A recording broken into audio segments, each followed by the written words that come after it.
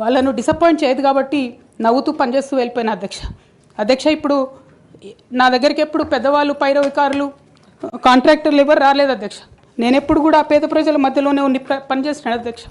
నా దగ్గరికి వచ్చినటువంటి బీడీ కార్మికులు కావచ్చు, బీడీ టేకేదారులు కావచ్చు, అంగన్వాడీ టీచర్లు కావచ్చు, ఆశా వర్కర్లు కావచ్చు, ఐకేపీ ఎంప్లాయీస్ కావచ్చు అధ్యక్ష, అదేవిధంగా జిహెచ్ఎంసీ కార్మికులు కావచ్చు అధ్యక్ష, టీచర్లు కావచ్చు అధ్యక్ష, నిరుద్యోగులు కావచ్చు, ఆడబిడ్డలు కావచ్చు, సింగరేణి ఉద్యోగులు కావచ్చు, కరెంట్ ఎంప్లాయీస్ కావచ్చు, ఎవరు వచ్చినా అధ్యక్ష నేను కాదనకుండా నాకెంత వీలైతే అంత పనిచేసి పెట్టేటటువంటి ప్రయత్నం చేసిన అధ్యక్ష.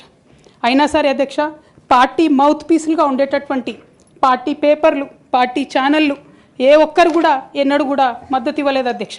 అయినా సరే ధైర్యం వదులుకోకుండా మొక్కువని ప్రయత్నంగా నేను ప్రయత్నం చేస్తూనే వెళ్ళాను అధ్యక్ష.